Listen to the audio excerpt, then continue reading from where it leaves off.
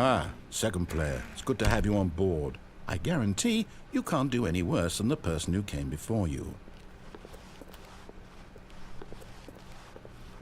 Coming to a staircase, Stanley walked upstairs to his boss's office.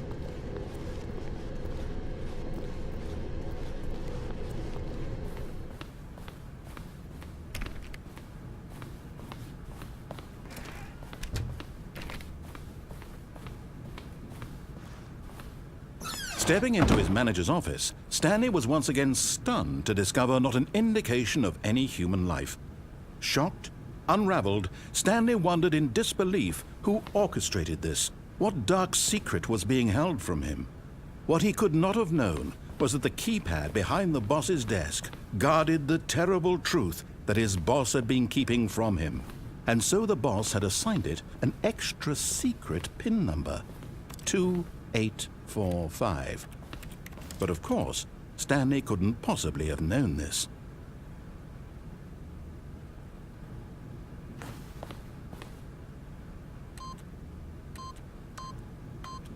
Yet incredibly, by simply pushing random buttons on the keypad, Stanley happened to input the correct code by sheer luck. Amazing. He stepped into the newly opened passageway.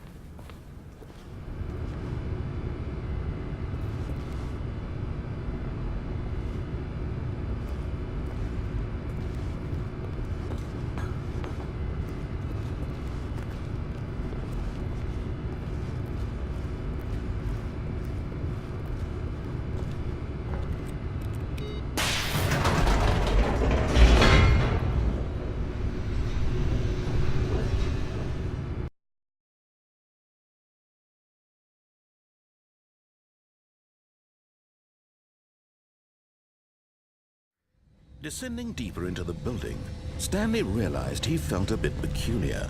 It was a stirring of emotion in his chest, as though he felt more free to think for himself, to question the nature of his job. Why did he feel this now, when for years it had never occurred to him? This question would not go unanswered for long.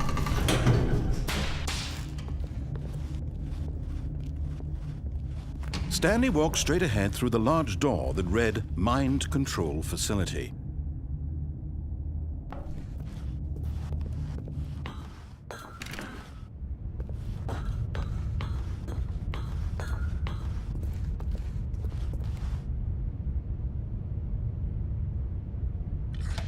The lights rose on an enormous room packed with television screens. What horrible secret did this place hold? Stanley thought to himself. Did he have the strength to find out?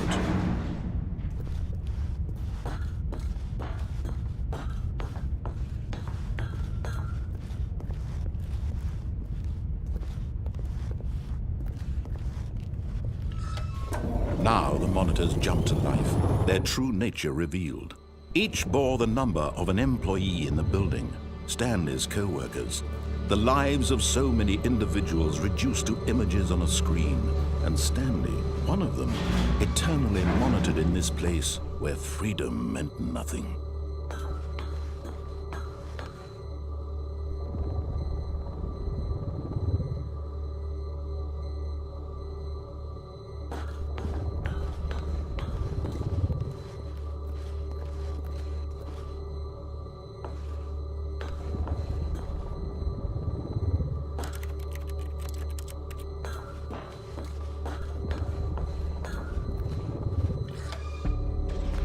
This mind control facility, it was too horrible to believe. It couldn't be true.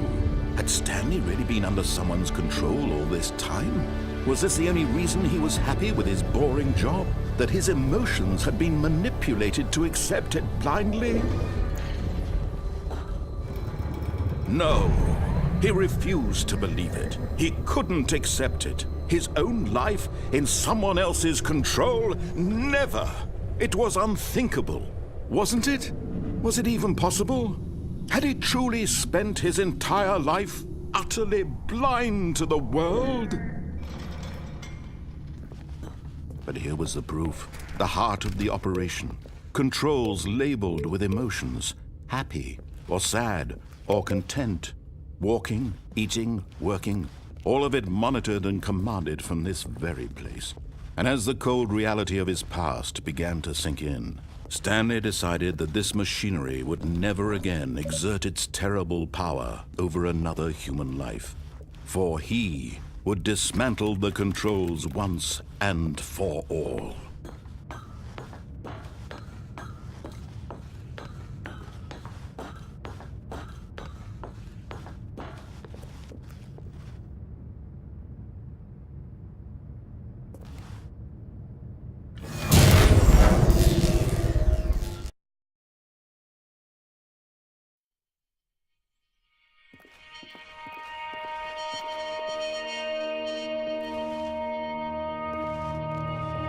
Blackness and a rising chill of uncertainty.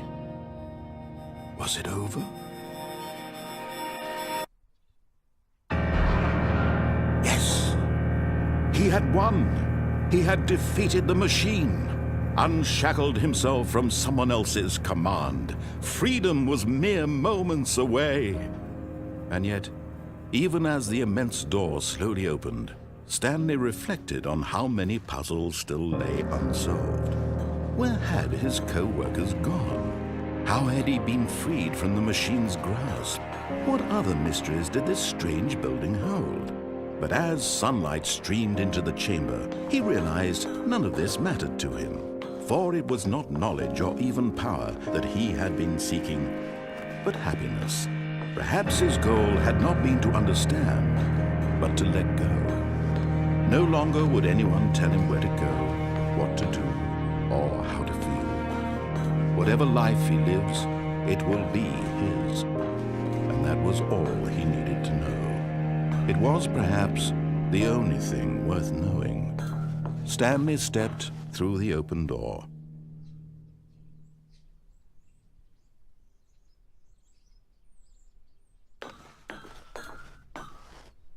Stanley felt the cool breeze upon his skin, the feeling of liberation, the immense possibility of the new path before him. This was exactly the way, right now, that things were meant to happen. And Stanley was happy.